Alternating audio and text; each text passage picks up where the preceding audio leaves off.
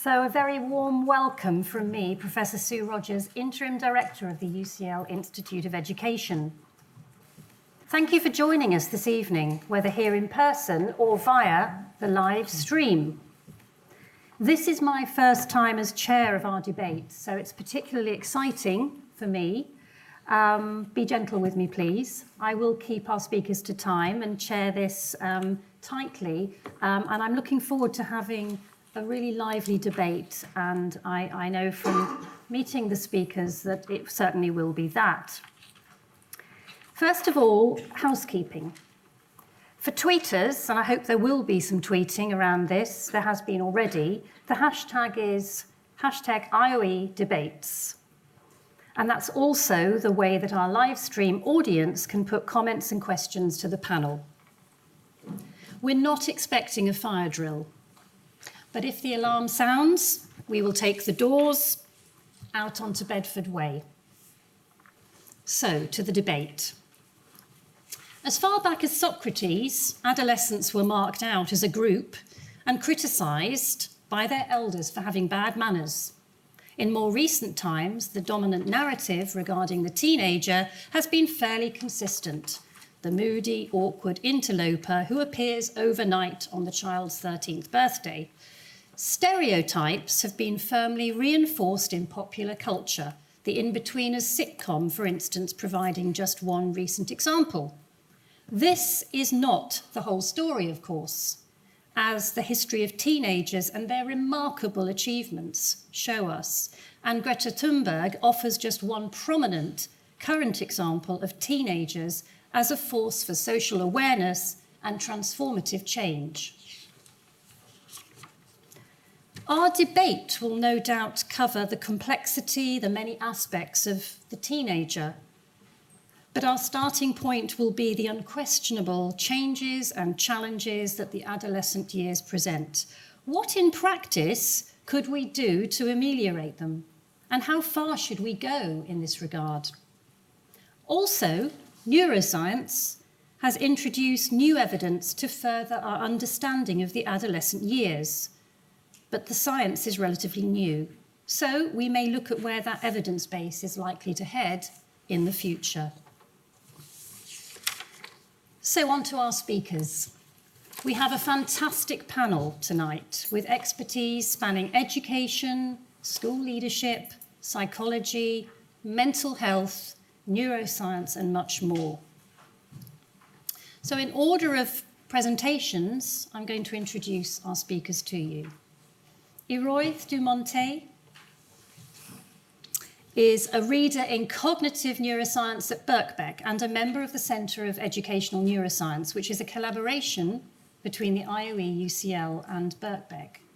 She has won awards from the British Psychological Society and British Neuropsychological Society.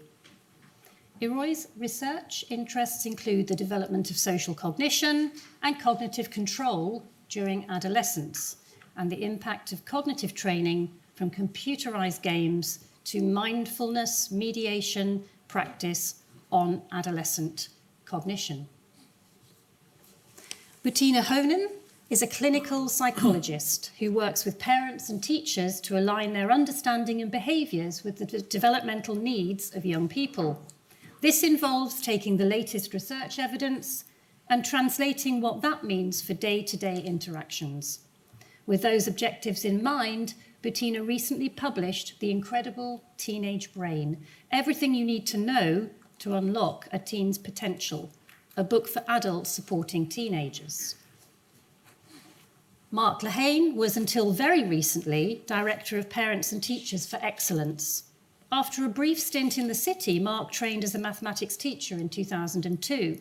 He quickly rose up the ranks and in 2012 opened one of the first free schools, Bedford Free School, of which he was principal for 5 years. Since then, Mark has been campaigning for higher standards in our school system. And our final speaker, Mike Shooter, is a psychiatrist who has been working with children and young people and their families for over 3 decades. He was the first child psychiatrist to be elected as president of the Royal College of Psychiatrists and has been president, chair, or trustee of many national organisations. He is an honorary fellow of 6 Royal Colleges and has advised governments internationally on the provision of services for young people. In 2018, he published Growing Pains, described by one reviewer as being a truly 3D picture of the struggles of growing up. So a warm welcome to our panellists.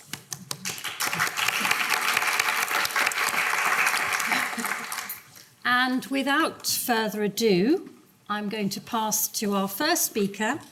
Each presenter will talk for 8 minutes, and then we will start the debate. So, thank you. Okay, thank you. Good evening, everyone. Thank you for inviting me to take part in this debate. So I'll just start. The first question was, are teenage behaviours part of our biology or driven by our societal structures and practices? As a cognitive neuroscientist, I'm interested in biological mechanisms. However, I do not consider that the teenage brain exists in a vacuum. I believe it's important to consider the culture and society more broadly that the teenager is in. And if only because, as I'll talk about in a second, adolescents appear particularly sensitive to social and emotional influences that are kind of surrounding them. The definition of adolescence is already a mixture of both biology and culture. The start of adolescence is defined as, by a biological process, the onset of puberty. In contrast, the end of adolescence is defined as when an individual reaches an independent position in society, which is to a large extent culturally defined. So it's really got a mixture here. Another question, so are teenage behaviors a cultural artifact? The existence of a special developmental phase between childhood and adulthood, as was already mentioned, which we call adolescence or teenage years, is not a modern concept. Shakespeare and the ancient Greeks, like Socrates, already alluded to youth as having impulsive behaviors, but also recognized that it was a time during which individuals developed rational thoughts and were more able to make choices. Research on adolescent development from my lab and others have focused on the development of 3 key brain networks that are important during adolescence. So first, the limbic system. The limbic system is the network that responds to emotions and rewards. In adolescence, it shows greater emotional reactivity and responds to rewards in certain conditions than adults and in children. This is thought to be behind the increased emotional experience and increased sensation-seeking and risk-taking observed in adolescence and young adulthood. Second, there is the social brain network, which allows us to process social information, think about our own thoughts and those of others. Regions of the social brain are activated differently in adolescents than they are in adults.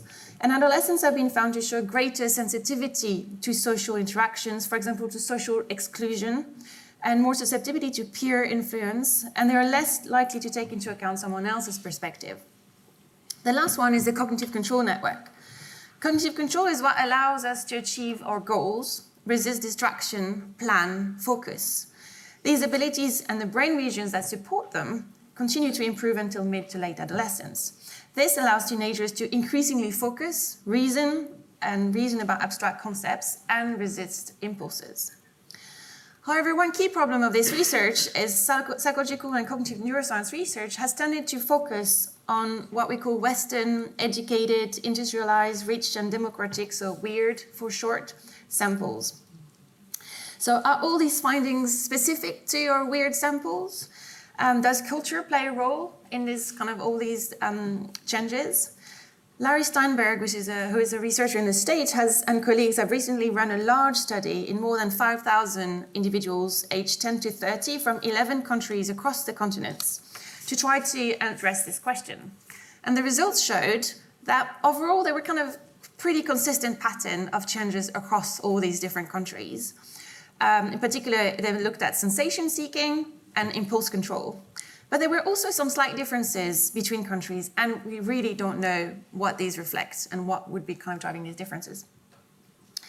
The abstract of tonight's event mentioned the start of the school day and the rise of social media as possible societal factors that may impact teenagers. Interestingly, these 2 examples, I think, may also impact adolescents, but also adults, through biological mechanisms in part. So if I start by the school day, adolescence is associated with changes in the body clock and sleep regulation systems, which lead to adolescents naturally falling asleep and getting up later. As the start of a school is fixed, this new rhythm can result in significant lack of sleep, which can in turn impact development, mental health, and cognitive functioning, and therefore learning. There have been attempts at implementing later start in school with some success in terms of the benefits experienced by pupils. However, large-scale tests have been prevented by practical difficulties in terms of timetables, the schedule of teachers, family, school buses. But of course, there are a lot of individual differences. And adults who are night owls find the typical workday rhythm difficult for them too. And something to point out here is while cognitive neuroscience research has improved our understanding of teenage development, this has tended to focus on averages, and much more work needs to be done looking at individual differences and individual trajectories such as those encountered by Mike in his practice. Turning to social media has had a lot of bad press. It's important to flag that there is still very little known regarding how social media use may directly impact adolescents and their well-being and mental health. I worked on the study of cognition, adolescence, and mobile phones, SCAMP in short, which is led by epidemiologists at Imperial College. SCAMP is a longitudinal study of adolescents in Greater London, aiming to try to provide some evidence in this field. Very early results suggest that, first, although social media restricts use to people who are 13 years or older, in reality, 2/3 of the adolescents in our sample, aged 11 to 13, who had a smartphone reported using social media. Second, we found that greater use of social media across devices was associated with poor quality of life in female adolescents and more emotional behavioral problems in both genders.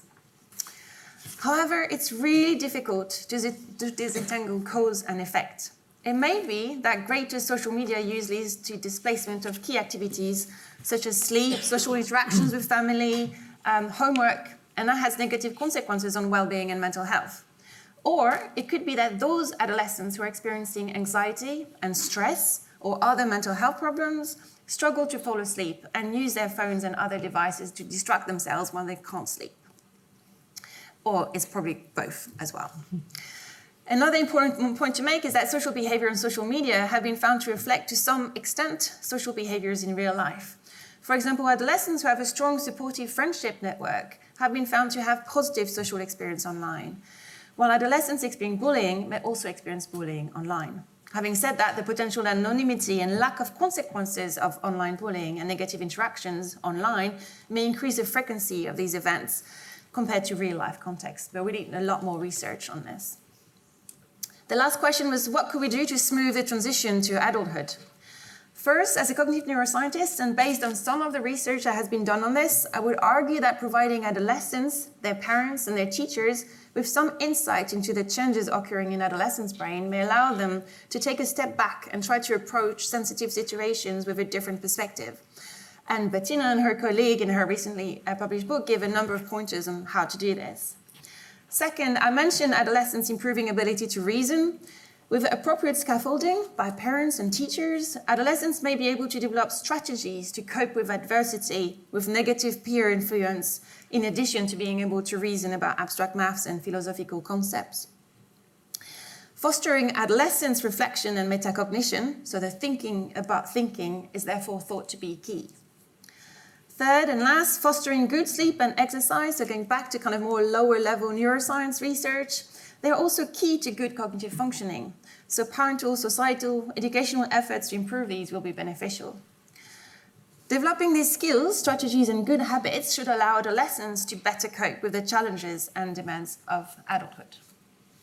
Thank you very much. So I pass to our second speaker, Bettina. Thank you. As a clinical psychologist and as a parent myself, I've had an intimate window into the minds and the lives of teenagers and adults who are raising and educating them. And what I've learned from this is, and from studying the field of neuroscience, is that this can be and often is a confusing and challenging time. But what I've also learned that if we collectively manage this developmental stage, the rewards both for the individual and for the society are vast. Think for a moment about the purpose of the teenage years. Adolescence is this time of transition from childhood, a dependent state, to adulthood, an independent state. It could be thought of as society's graduation program for the adults of the future. The question then becomes, in order to graduate with honours, what do teens need to master, as well as what are teens trying to do? I'm not suggesting that the world should revolve around teens, but how about this as a question? What if teachers, mentors, parents, and teens themselves understood these developmental tasks and knew how best to support teens in their quest to become the best adults they can be? Now, that's a question worth asking. So let's look for a moment at this period of life and what we know. So we know, first thing we know about the adolescent brain, what brain science is teaching us is that there is this perfect coupling of nature and nurture that takes place in the form of sensitive periods for learning. So the human brain seeks out certain experiences at different times in development so that our brains cleverly get us in the right place at the right time, depending on which aspect of ourselves or our environment we are trying to learn, just when the brain is most open to learning. So evidence which converges from science, neuroscience and psychology teaches us that teens are focusing on three important aspects of the environment. The first is the social world, and this is obvious for anyone who's spent time with teens or anyone who's been a teen. Teen attention is drawn towards peers as they are trying to socially integrate. The question, where do I fit in, is a central pastime for the teenager. With that, social isolation becomes the driving force of behaviour. Social inclusion becomes the driving force of behaviour. And research shows us that social isolation is most detrimental at this stage. Loneliness is felt most acutely at this age, and friendship quality is strongly related to resilience and mental health later in life. So all that time on the phone and out with friends is not just flitting time away wastefully. Cracking the social code and finding out who we want to spend our lives with takes a long time. The second big focus of this time of life revolves around the question, who am I? How am I different or the same as other people? And our differentiated sense of self is slowly constructed, and it's strongly shaped by what happens to us in the teenage years and the feedback that we get from others. Adolescents try on different identities to see if they fit. That hairstyle, that hugging crop top, or that role as the perfect student versus the one who challenges authority at every opportunity. So there is a certain degree of self-absorption which is necessary at the same time that young people, they can also become highly sensitive to feedback from others. And then finally, this period of life is where people work out, what do I believe? Growing up involves separating from parents, and that project often begins quite abruptly and sometimes quite cruelly, causing teens to challenge adults in a way that they haven't seen before.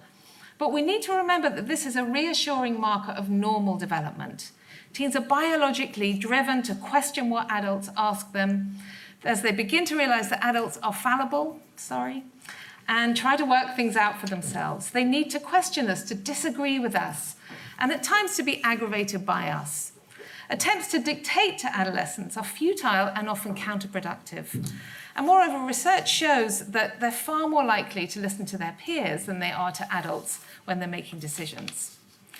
So these are the three important developmental tasks, but the clever thing about biology is that to facilitate this learning and enable these tasks to be completed, the teen brain is on a particular setting during this time.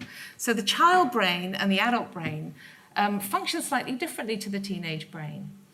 There are, again, three aspects that stand out. First of all, it's well known that teenagers generally take more risks. But we're realizing that nature has done this for a reason. It's helpful for teens to be driven to new things when there are so many new challenges to overcome. They need to leave home, they need to have their first sexual experience, they need to start their first job, but also having a brain on a high-risk-taking setting puts the brain on a fast learning setting.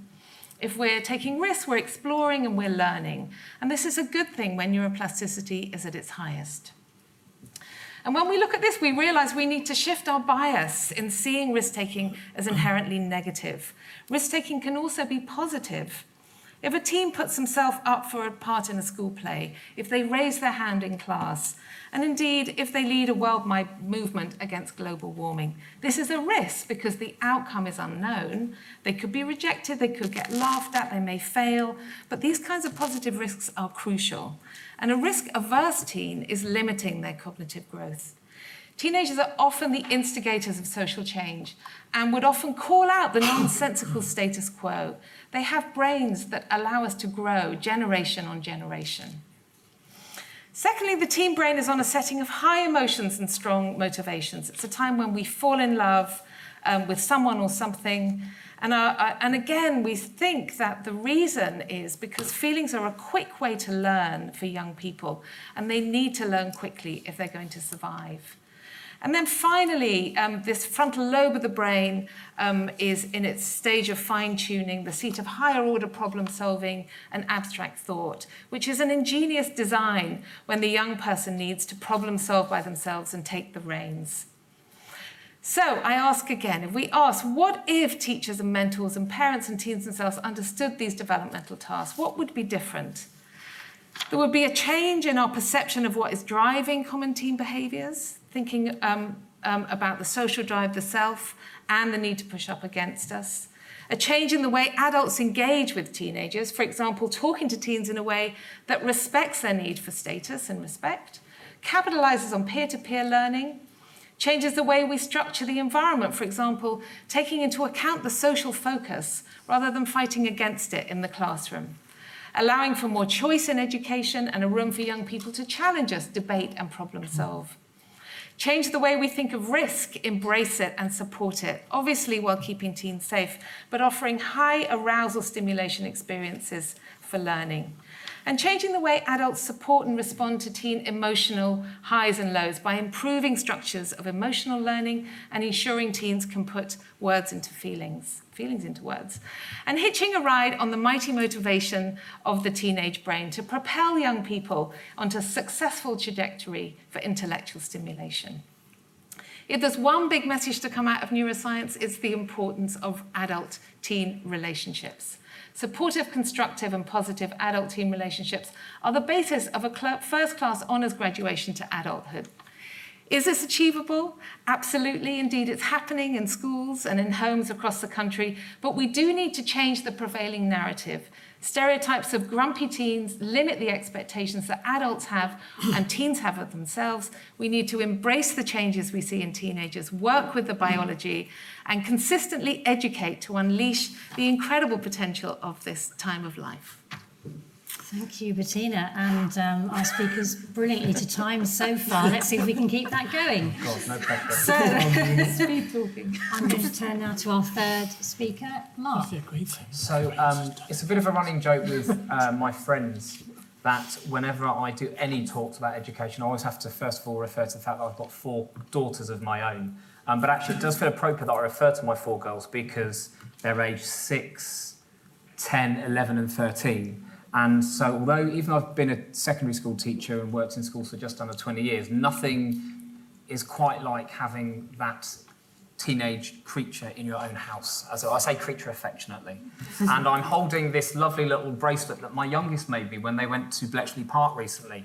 And I'm only showing it with you because I like to wear it because it reminds me I'm a dad. But it reminded me that literally within 5 minutes of my 6-year-old giving me this lovely bracelet she made, which says Daddy in Morse code, the 13-year-old had told me to drop dead, as she does regularly. So what I decided was that when I was up here talking to you, there's no point in me, I can't add anything to what these guys, these experts in their fields can add.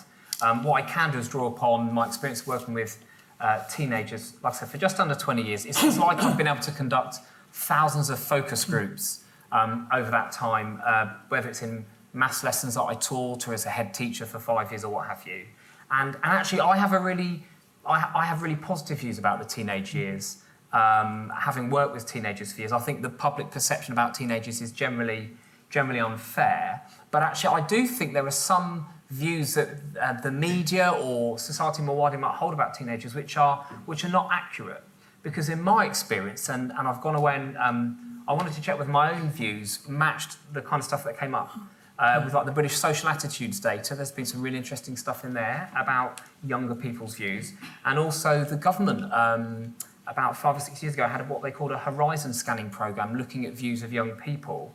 And contrary to what a lot of people might think, my take and those projects seem to back it up, I would say most teenagers are not actually radicals. They're pretty small c conservative about most things. They're really keen on society and the state addressing the issues that they really care about. They're also pretty classical liberal in terms of live and let live. They're that interesting combination that most of us are of different things. And so what I thought to myself was, if we extended or changed the franchise, the voting franchise, and there's talk about should we give it to 16-year-olds, what if we just only gave the vote to 12 to 19-year-olds? Okay, so the political world really did just revolve around teenagers. What differences might we see? And I just thought I'd give you 4 examples of policies that I think would very quickly come into being if we did indeed just give the vote to 12 to 19-year-olds. I'm pretty clear that within week 1, they would legislate to ensure that the secondary school day did indeed start later. It doesn't matter what group of pupils I've worked in. I've worked in affluent secondary schools dealing with affluent cohorts of children. The school I set up, Bedford Free Schools, in one of the poorest schools in England. My own girls, who I like to think are pretty keen on school and swattish, they're consistently keen on starting the school day later. They're also quite keen that the school day finishes when it finishes now as well. But I think that would be legislated within probably the first 24 hours of any new government coming in. The really interesting thing is, how would we encourage the voters, these 12 to 19-year-olds, to recognise that secondary schools have to fit in within that network of schools? The fact that primary school children probably need to start school earlier, the fact that parents need to get to work, what to do about before school and after school care and stuff like that. I'm not sure, given that we know teenagers are high on emotions and have strong motivations, I'm not sure quite how we convince them to bear that in mind, but that would definitely be a policy that will come in. I also think, and I'm being deliberately a little bit provocative given where I am and given the proud history of the IOE, I actually think if we gave teenagers more control over how schools were organised, I actually think they'd be a lot more traditionally organised than progressive educational thinking would have.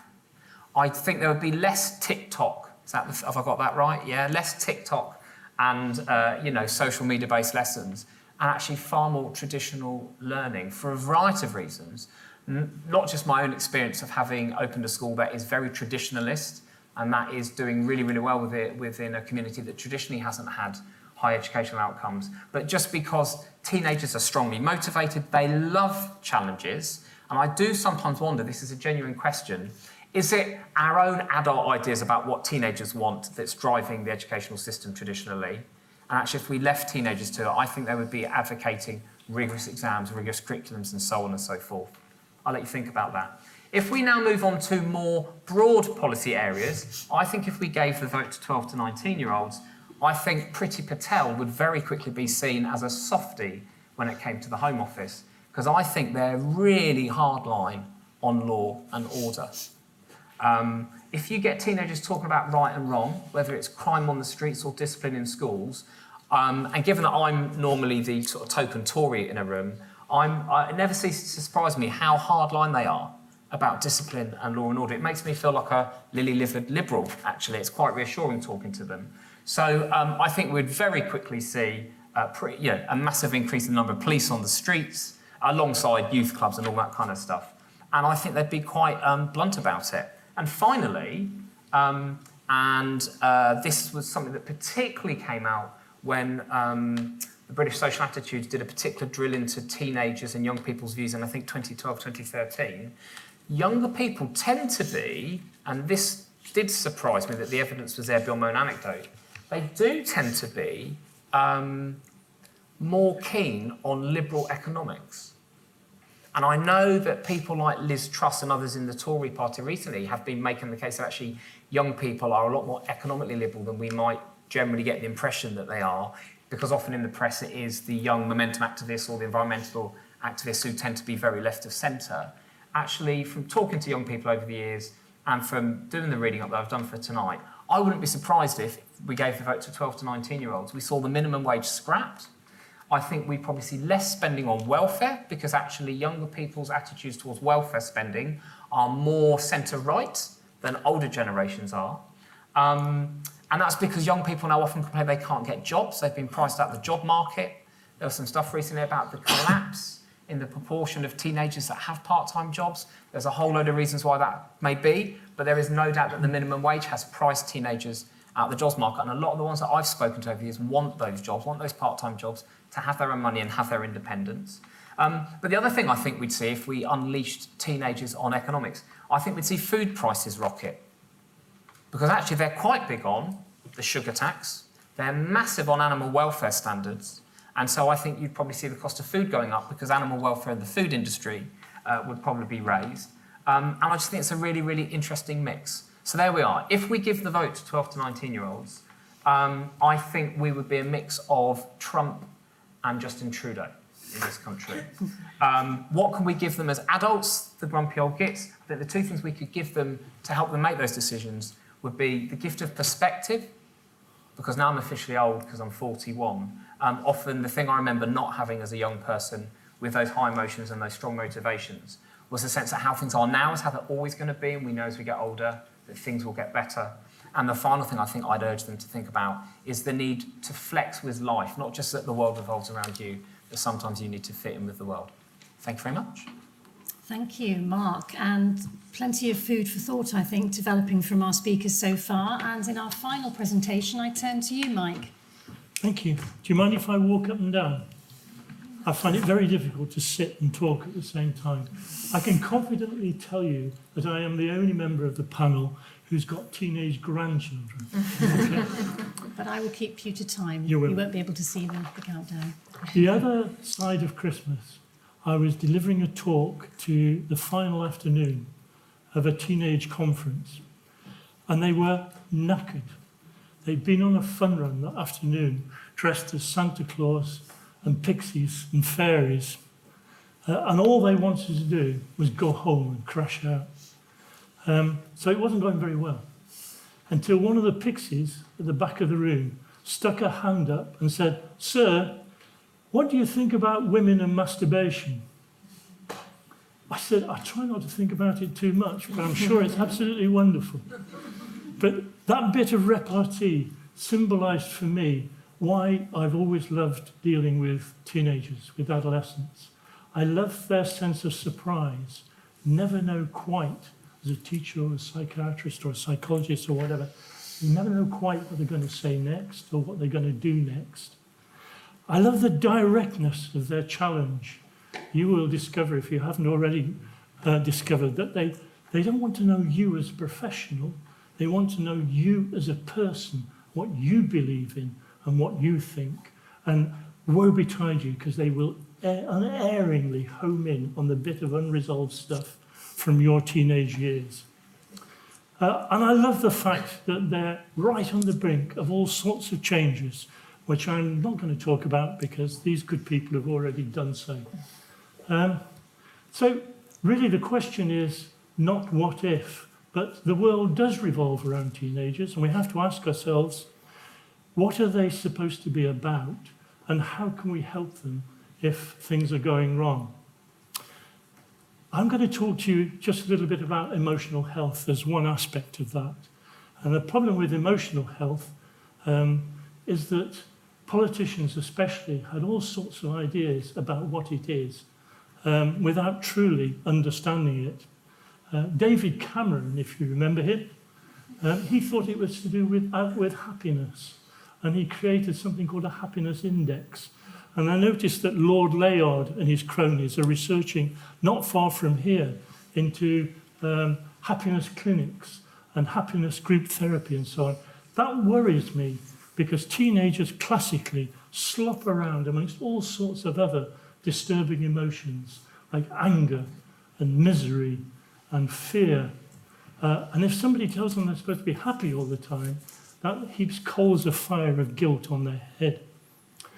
Other politicians have equated emotional health with material health.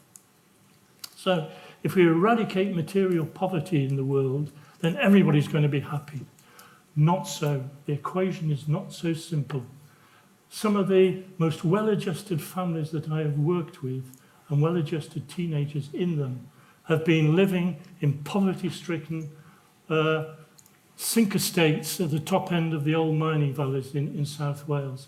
And some of the most difficult families that I've worked with have been middle-class professional families with a huge mortgage to support, everybody working flat out, nose to the grindstone, no time for sleepovers and just messing about and hanging out with your mates. And that's awful for teenagers. So what is it? Well, I'm going to offer you my definition, which revolves around a number of C's. First of all, control. Learning about your own feelings and being able to control them and adjust to them. Secondly, communication. How do you communicate those feelings in an appropriate manner to your peer group and adults around you? And thirdly, having done that, how do you strike a compromise? How do you work out a compromise between yourself and what you want out of life and a peer group who may want something totally different? And fourthly, having done that, how do you then cooperate with each other towards some sort of shared goal? Fifthly, risk. Doesn't begin with C, but how do you conquer risk? Yeah? How do you find the confidence in yourself to tackle risk as a teenager? Because if you don't learn how to tackle risk now, as an adolescent, how on earth are you going to cope with risk amongst the vicissitudes of later life? And finally, as a C, how about course? Adolescence is round about the sort of time when we begin to realize what we want out of life, where we're going, and how can we possibly get there. Now, that's all very positive. You know, and I know, panel knows, that life isn't that positive for a lot of teenagers. And if I had time, I'd take you through layers of the onion, but you've already been through some of them. Beginning on the outside with the social attitudes towards teenagers. And then inside that, educational attitudes and choices in teenagerhood. And thirdly, inside that, peer groups. And fourthly, inside that, parents. And right at the core, the thing that I've always been interested in is that is the single teenager, the single adolescent in trouble. And what can we offer them rather than what the world wants of them? I did write a book a couple of years ago, Growing Pains. And essentially, it's a compendium of stories. It's the stories that young people and their families and carers have brought to me over several decades in South Wales. Stories of distress from all sorts of walks of life. Some kids who are struggling with family breakdown. Some kids who are struggling with abuse. Some kids struggling with bullying. Some with disabilities they were born with or have developed. Some struggling with chronic illness. Some struggling with major cataclysmic events in their life, like bereavement. What they have all required is the time and the space with someone they've learned to trust to explore those stories and find different ways of ending them, to find the power to deal with those sorts of problems in their life. I can't promise them in the future a life without pain, a life without problems. Life simply isn't like that. But I can help them find power within themselves to tackle those problems when they meet them. One final thing to say, that's me as a professional being paid to see young people. But remember, when you become teachers, or whatever you're going to become, it takes just one positive relationship to change a teenager's life around. If they remember you as Mrs. or Mr. whoever you are, who treated them differently, who treated them as somebody worth knowing in their own right, then when they're next on the brink of trouble, they will remember that and be life enhanced. So good luck, all of you, because the future of our teenagers rests in your hands. Thank you very much, Mike. And thank you to all of our speakers. So, first, we have a little bit of time. I'm going to ask the speakers to respond to one another. But I picked up a few things along the way. I mean, I personally am prepared to admit I was, by all accounts, a very difficult teenager. So some of the things that have been said tonight really resonate for me. perhaps not the getting up late, because I've always been an early riser. So that's a really interesting one. And I think all of our speakers sort of touched on that in different ways. So my question, just as an opener to the panel, is on balance, do teenagers really need a later start to the day? Or are the calls for a later start to the day just a bit of a first world problem?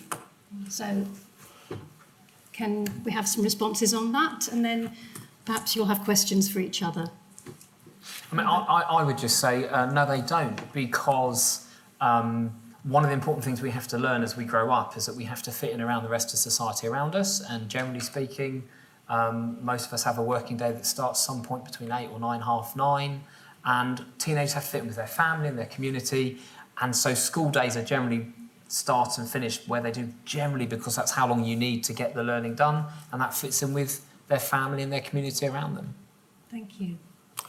And from a scientific point of view? Well, I think the jury's still out, because basically we're still struggling because of these societal constraints. We're not managing to run these studies to actually see whether there is kind of a strong impact or not. And so I think scientifically we're lacking the evidence to kind of demonstrate that. I mean, there's the evidence that their biological clock changes during adolescence on average, because there are individual differences. But really, whether a half an hour or an hour difference would be enough and kind of really change their day and their ability to learn during that day, I think we really don't have the data. But I think kind of compromise is things like, the older children, the older adolescents might be independent enough that they don't need to leave at the same time as their parents and everyone else. And so there's kind of things around that's kind of what's being trialed in some schools. Thank you. I mean, one of the things that we talk about in the book actually is the fact that there is this biological change there, but actually it's maybe only a tiny part of what is causing teenagers to be sleep deprived. And actually a significant thing is the phone. And not because teens are addicted to their phones, but they are addicted to their friends. And a lot of the friend stuff goes on at nighttime. And if teenagers have their phones in the bed at nighttime, they're not sleeping. And I have to say, I'm not a very particularly prescriptive kind of clinician as a whole, and I am fairly liberal and very positive about teenagers, but there's one thing I do think would help the whole population would be not to have your phones in bed at night time. Can I just ask at that point, what happened before we had phones? I mean, and certainly for myself and others, yes, we had books and things Telly. to do, and Telly, you watched the telly or not? well, you were lucky. I didn't have a telly. But I mean, do you see a change then? I mean, what? I mean, sleep deprivation has been around for a long time. Yes, that's a good point. Mike, you. I wanted to pick up loads of things about education, especially, but I mean, from that point of view, I just remember when my teenagers were sitting around the breakfast table, looking dopey and miserable and kicking the cat and so on. I'm thinking, Christ, I'm glad I haven't got to teach that lot this morning. But in Wales, we have given the vote to 16-year-olds. And we've done a lot of talking with teenagers about what they would like out of the educational system. And I have to say they would like, they would like the whole educational system to start later. And it is going to in Wales. It's going to start with play down at the bottom end of the primary school. The hours are going to be later, and the curriculum has totally changed in that relationships are now one of the 6 major subjects, along with maths and English and so on, and they will be looked at as far as that's concerned. I think the problem with the educational system is it's based on what we want out of teenagers. We treat them as sort of economic investment units for the future, instead of saying, what are they supposed to be learning about themselves and about the world and about the peer group around them? Lots of heads nodding at that last point, and I think for me there's also the point, with the climate change movement at the moment, and are they actually carrying a burden that we should be much more engaged in as adults? I mean, there are it's a very complex issue about how teenagers are constructed currently, I think. So any other points you want to ask each other at this point? Responses to one another's paper before I open it to the floor? I like very much what you were talking about, or you were verging on talking about parents. I think parenting is the most difficult job in the world, and we get precious little training in it. Yeah. But I think of all the parenting adolescents, apart from 2-year-olds, it's just about the most difficult aspect. And it involves, I think, walking a tightrope between laissez-faire on the one side, especially around social media, and being over-restrictive on the other, in both cases in which teenagers, as a reaction, will behave in more and more dangerous ways. Most parents can walk that tightrope with the odd trip every now and again, but it's incredibly easy to fall off the tightrope, and then things are really difficult. And I was just going to say, and when you're trying to balance it, again, sorry, I'm just thinking about my own experience, when you've got that 6-year-old and that 13-year-old, and the way to handle that 13-year-old will be very different to that 6-year-old, but the 6-year-old is watching the 13-year-old and the interactions there, or vice versa. How many of you are the oldest in your... Okay, and you had it toughest, didn't you?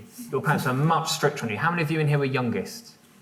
And you got away with everything, didn't I you? disagree. I'm the middle child, and that's the most difficult position to be in. And as a maths teacher, I was always convinced that fractions and division was only invented because of siblings. You know, like when you're sharing out the cake or the sweets, who gets the right amount? So it is very, very difficult. So, and as teachers, often we were having to play peacemakers when family stuff would come in.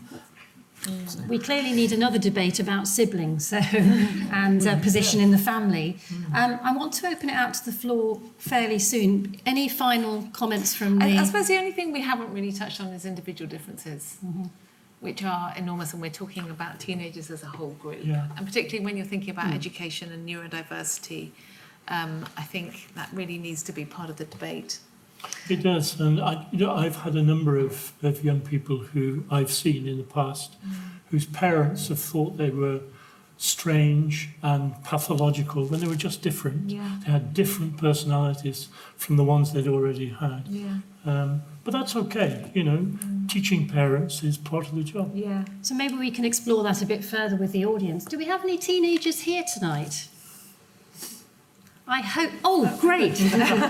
Well, we'd love to hear from you. And I hope there will be lots of teenagers live streaming, because I think it's, you know, it's really important to get their views and perspectives on this. And so welcome to any teenagers out there. We'd love to hear from you. This is where we open it up to you in the audience.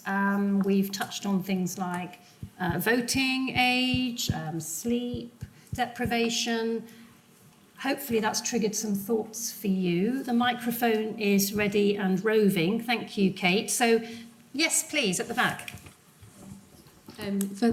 Yes, it's on. Thank you very much. I found that really, really interesting. I work in careers education, and I would be very interested to hear how, or if, you think that some of the kind of teen-specific developments that we've talked about this evening can be applied to careers education in school, or the way that teens can access the world of work, and whether we need to change our approach in that way. So is this for the whole panel? Shall we just hear from all of them? Yeah, I think that would be Anybody really like to great. start? I think maybe I'll start. I think it's a really tricky question, because the way school is structured at the moment is very academically focused, and in a lot of European countries there is a kind of bad reputation for more practical kind of courses, which actually might be beneficial. And we've kind of discussed a little bit about dropping out of school during teenage years.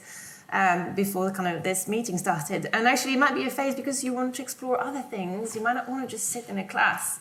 And so there are kind of, ideas potentially where having this possibility to actually start work and maybe return to university. So I work at Birkbeck, later education, return later at a time when you're more ready. That's something that maybe we should keep in mind and be more open about it. And I'm sure that I would probably have the same if my son suddenly said, I want to quit school when he's 15. I'd be like, what? But I think we need to kind of maybe be more open about this. And in terms of practical, like the skills you learn at school, I don't know if you've heard, but the Montessori school system, I mean, they also have adolescent version where I believe it's something like running a farm. And so they have to practically think about planning and organizing. And so it involves lots of kind of math skills and kind of planning skills, but in a useful way, in a kind of, and with animals that need you, and you actually have kind of a purpose.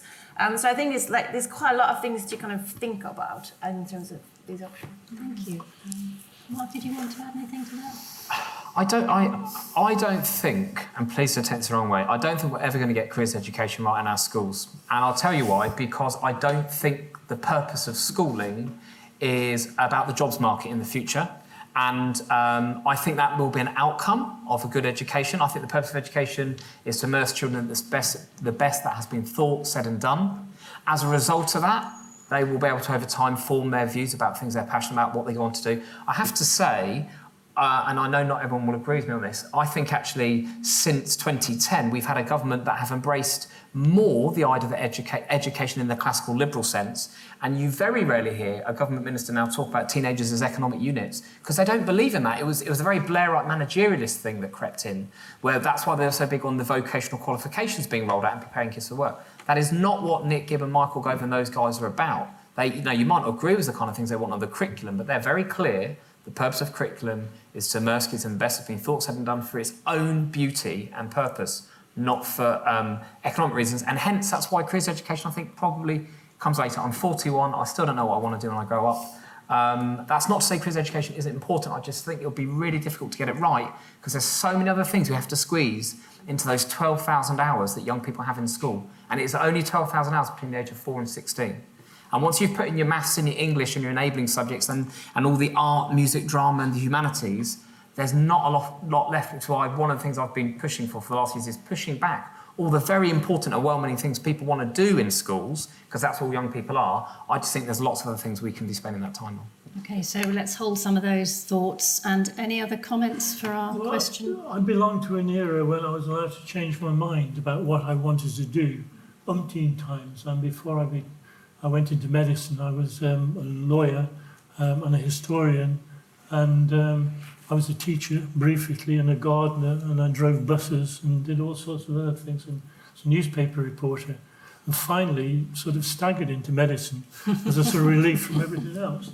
But I just wonder whether that would be allowed anymore, lifting it out of school. But when kids have left school, are they really going to be allowed to wander the world in that sort of way and discover what they really want to do with their life? Or are they going to be told they have to get their nose to the grindstone and get a job as soon as it's offered? I also wonder about what's happening in families where, certainly in a lot of the poverty-stricken areas of South Wales, there are no jobs. There are no jobs at all, and we're into families with a third generation who've never had a job. And what that has in terms of how you feel about education. And there's no flats to go to, and no university to go to. You're living with your parents. Thanks, Mike. So what does that do? Yes, what does that do indeed? And did you want to comment? Yeah, I do feel, I agree. I think it's changed over time, and I think when we were younger, the expectations, what you needed to kind of get into university were very different. I certainly, you could get a 2E offer in my day. Now everyone's expected to get A. So if you're not successful, what are the pathways for you these days? And it really comes back to that issue of neurodiversity, actually. It does, yes. And individual differences. And Yes. And as someone who dropped out of school and then someone took a punt on me to go to university in my early 20s, mid-20s, it demonstrates that it's never too late, and I'm eternally grateful for that support and mentorship. And I think that's another really important factor for our young people, that they have good mentors to work with. Did you want to come back briefly, or should we move on? Are they to different questions? Or okay, I think you had your hand up first. Thank you. I think that mental health problems are really quite common among teenagers, and it's probably on the rise. Yet the support is very limited. I think the children's and adolescent mental health services are so overwhelmed that it's really difficult to know how to help teenagers who have problems, for instance, with anxiety and things like that. So is there anything happening with the government that is trying to change this, and what the parents can do meanwhile to help people who have teenagers who have these problems? Come and live in Wales. I mean, yeah, I could talk for hours about this. The traditional setup is that we have teenagers on the one hand with an increasing number of problems, struggling with all sorts of stresses in their life, and self-harming and so on. And on the other, we have a traditional sort of child and adolescent mental health service with a formal system of referral and waiting lists that get longer and longer, so the kids are self-harming on the waiting list and parents are going absolute crackers and so on. That has to change. And I regret to say that the Westminster government's past attitude has been throw money at it and to boast about it. All that will do is temporarily relieve the waiting list, and then it will build up again. We have to have a totally different way of thinking about teenage problems and how we should deal with them. And that doesn't rely on stuffing people into diagnoses which they don't warrant or fobbing them off with a pill. It's about the sort of relationship that I was talking about early on. And that doesn't mean, if I'm working in a multidisciplinary service, that all of them have to meet a child psychiatric consultant first, because that's how waiting lists develop. But it should be dependent on skills and character and interests and so on. And if a multidisciplinary team is working well, then you won't have those waiting lists. You won't have them. You know, I operated in that way in one of the most poverty-stricken areas of South Wales. And you know, my load went down, not up. Thank you, Mike. Because people saw other people in the team who were most appropriate. Thank you. And anything to add to that for the question? Well, certainly the Anna Freud Centre has got an incredible programme. They've just got a lot of funding, and they're going around, they're training teachers, primary schools and in secondary schools. So I think there are a lot more roles, I think, these days. So I think there's a lot more thinking about early intervention and preventative measures rather than, as well as waiting, until a young person has a mental health problem, but thinking about what else can we do to prevent young people becoming unwell in that way. So I think that is happening. Yeah. We should just mention school counsellors, actually, because that's a huge new system. Every school in Wales, where I live and work, is now obliged to have a school counsellor. That's great, as long as it doesn't involve a school counsellor sitting in a room with school counsellor written outside and a row of chairs with poor kids sitting outside waiting to see them. It has to have a lot of confidentiality, and it has to have a lot of link up with other services. But not at the expense, school counselling not at the expense of your individual pastoral care as a teacher. Thank you. No saying, it's nothing to do with me, it's him down the road. Yeah, so I'm going to move to the in the front here. Yes, thank you, Kate. I'm a primary school trained teacher that's now working in further ed, so it's quite an interesting journey. At primary school age, children are desperate to take responsibility and to lead and have opportunities there, whereas in further ed, I specifically work in apprenticeships, and people assume that's just at 16 to 19, when actually we're teaching 16s to 50-year-olds in the same room. And apprentices have 1 day a week off from their vocational training to study, and they are so resistant to taking responsibility in a study environment. And I just wanted to ask the panel what their views and advice are, where you've got this pedagogy of encouraging young people to study off the job, but they just don't want to meet deadlines, and they don't want to formalise their education, because what they want to focus on is the vocational. So what's behind that? Who would like to?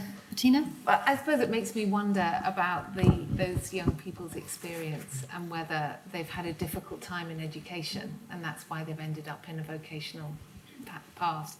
And there is some trauma, small trauma, or very negative experiences of education. So there's some avoidance going on rather than not taking responsibility. maybe reframe it as, they're taking responsibility in a vocational way, and that has memories and where they have been very unsuccessful. So that means they're not keen to take part. I don't know, that's a thought I had. Thank you. Yeah, that's certainly the Is that case for true? some. Yeah. There's this complete mix, but you're absolutely right. That we have evidence for some, but then there are some that were very successful at school and they're still quite resistant. Really? I guess the only thing I'm thinking about is we all know that we wrongly have a perceived hierarchy as to routes that people take at 16. And the school I set up actually was literally just over the road from Bedford College, a brilliant FE college. We know that FE has for a long time been a forgotten part of our education system. It certainly isn't going to be, or certainly the mood music around it is that it's going to be getting a lot of extra investment and attention over the next few years to try and make up for that. But it's exactly as you said, often it's the experience of the people when they go on to different courses, and it's going to be so individual, isn't it? So individual. We used to try and work, the school I ran was an 11 to 16 school. We used to try and have very close links to the courses students went on to. But I'm afraid that, well, as we know, there's no magic wand, otherwise we'd have solved it by now, wouldn't we? So. Thank you. And we have a question at the back. Thank you. I work on self-harm research, and I wanted to ask a question about risk, which was brought up by a couple of members of the panel. And sometimes that was framed in terms of positive risks, I think. But obviously, there's a risk of self-harm in teenagers that we're all very aware of, and a theory that in schools that teenagers might have strong peer influences that might influence their own risk-taking behaviour. Thinking about particularly cognitive neuroscientific perspectives on risk-taking, what do you think are appropriate interventions to think about developing to address these theoretical peer influences? So I think in terms of the self-harm, I'm not kind of the most qualified person, but there's one route that people have been trying to think about is to use the peer influence in a positive way. So those, so they are always in kind of school networks and social networks in the schools. They are the influencers. So now these days social media, but even before they are the influencers. And they found them a couple of studies where if you try, for example, I believe they were doing it for bullying. But if you do some training with the social influencers about, what's bullying and how to prevent it and how it's like negative influence, etc., then they spread the message through the school better than if it was just the teachers doing it or the kind of head teacher, etc. So it's kind of trying to go through that social network to spread not a message of self-harm is good, but a message of, what else could you do, or that, what might be the supportive thing, but actually to use social networks in a positive way. I think that's kind of one thing I can kind of talk about. I'd like to say two things. One is, in my day, there were a lot of people who said you can't talk about sex in school because you'll spread it. You can't talk about alcohol because you spread it. And then you can't talk about self-harm because you spread it. Well, actually, you're far more likely to circumscribe it if you talk about it with a peer group, because there will be peers in that group who've tried it and it hasn't worked for them. And they will listen to their peers far more than somebody like ourselves sitting on a platform. But the second thing I wanted to say is there isn't such a global thing as self-harm. There are lots of different sorts of things behind self-harm. For some, it's a matter of sort of relieving tension, almost like menstruation. Cut yourself and the blood flows and the stress dies down, in which case we've got to find a better way of dealing with anxiety. In some, self-harm in some families is almost a way of life. If you get angry with somebody, you go to the kitchen drawer and swallow everything that's inside it, and you end up on ITU with amitriptyline in your bloodstream and a heart shivering all over the place. And then for some, of course, self-harm is a sign of deep-seated problems, and that needs a total way of accessing, not just talking about it with your peer group. Before I bring Bettina in, we've actually had a comment from Dr. Emma Jane Kilford on Twitter. Risk aversion is commonly observed in studies of adolescent depression, and this can have a vicious cycle on learning and growth as a result. So that sort of segues quite well, I think. Yeah. And perhaps you'd like to comment. Yeah, I think the kind of risk-taking that I'm talking about is not so much, wouldn't be related to self-harm. It's really, risk-taking is doing things where you don't know where what the outcome is, trying new things more. And I think I would agree, and my understanding of self-harm is an expression of intense emotional distress. So I wouldn't call it risk-taking in that way, but this is quite an interesting comment, because I think a lot of the recent research is thinking about risk in a positive way rather than just a negative way. And actually, if we're taking risks, then we are challenging ourselves. And if you don't take risks, actually, you're not going to grow and you're not going to develop resilience. So, and there are people, I think, in education, and arguably our education system encourages a lack of risk-taking within education, because it's all about the grades, and rather than saying, why don't you try something, and if you fail, it's okay. And so I think you do have these young people that come out of education having never failed anything, having always kind of got A's and A's and A's, and then real life is not really like that, and that can be really hard, and they don't have the resilience, and you can see how maybe a mental health problem can be as a result of that. Thank you. Can I push that back to the audience? Any other comments on that, or a new question? Yeah. Not only that, I'm not from the education background itself, I'm actually a scout leader. But our waiting lists have grown and grown over the last couple of years. One of the things we do, obviously, which schools are less able to do, is quite often some of the more extreme risks, if you like, in a sort of safer environment. You know, firelighting, the use of knives,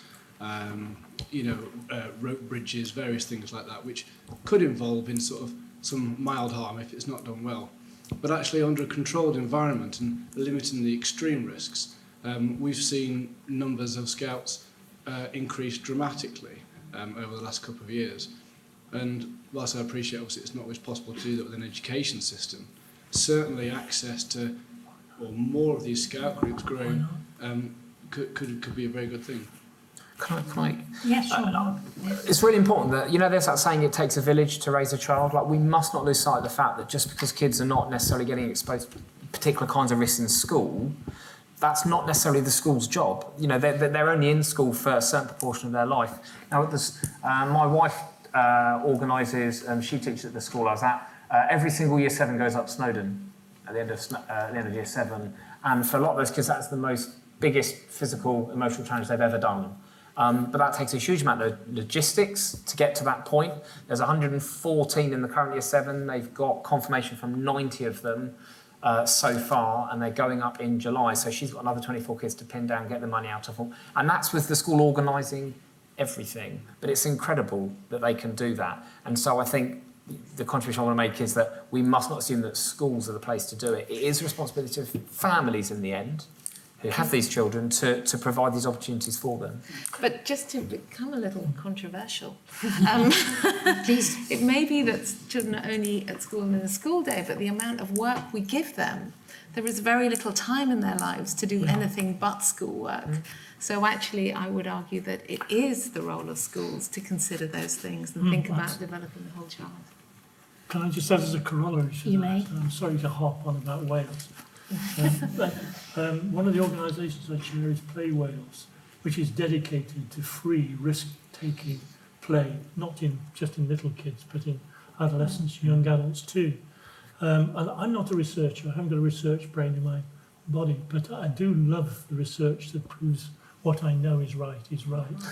And it's just proved, in fact, that the area where risk-taking behaviour is most encouraged in teenagers is the most poverty-stricken areas of Wales. The middle-class professional areas that are dedicated to academia and work after school and keeping your nose to the grindstone hardly ever allow their kids to take risk-taking behaviour, and the consequences are awful. Yeah. Can I just say, Yes, the best weekend I've had in the last year, sorry it's anecdote, was taking my oldest two to a swimming gala in Kings Lynn and to watch them. Sophie and Rachel, also I shouldn't name them, they did 6 races each over 2 days and they lost every one. They came last in every single race. And it was brilliant because they do really well at school. They've got loads of lovely friends and it's really good. They love the swimming, they love the exercise, and also it's not a bad thing, is it, to not be good at everything. I'm moving on to this mic now. I mean, I would love a debate on play and work because it's one of those unresolved, and I've personally done quite a lot of work on play in early childhood, but I think that could be extended across the life course, actually, and I think it links very well with taking risks, and what that might help in terms of development. So we're kind of getting to the point where I need to report on our Twitter polls. Are there any burning last questions, or can I move on to that? You might not be aware, but we had a Twitter poll that went out a few days ago, and the question was, what trait was most noticeably more marked for you in your teens? Moodiness, impulsiveness, risk-taking, caving to peer pressure. I think I ticked impulsiveness. But moodiness has come out on top at 52.9%, with impulsiveness 13.8, risk-taking 14.9, and caving to peer pressure 18.4. So interesting. We also put on Instagram a selection of admired teenagers. And I started, didn't I, by noting the really fantastic achievements of teenagers throughout history. And I think we should really hang on to that. And there's a question in my head about all these traits that the kind of stereotype of the teenager. And is that why they can achieve so much? Because they have such open minds, such curiosity, such energy and drive, and lots of other qualities that maybe fade as we get slightly older, maybe a bit more cynical. So I'd like to think that we can be really positive about the achievements of teenagers, and certainly our Instagram followers have ranked them in this order. Coming out on top, Greta Thunberg, not surprising. But of course, she also represents a whole range of activists across the world, and I think we should acknowledge them also here. Kobe Bryant, for getting drafted into the NBA at 17. Of course, in the news, sadly, this week. Lyra Silvertongue, Philip Pullman's His Dark Materials. Some heads nodding there, probably more familiar than I am with it. Hermione Granger from Harry Potter. Kim Hanbin Aka B.I., South Korean rapper. Anybody familiar? I think I need to look that one up. And Mehmed the Conqueror. So quite a distinguished list, I think, of teenagers. Brilliant to see that. So there's been lots of engagement, I think, with the debate, and it's been fascinating for me, and I hope it's been a really stimulating set of presentations and discussion, and I hope you'll continue with this after you leave the room, either by contacting our brilliant speakers or on Twitter.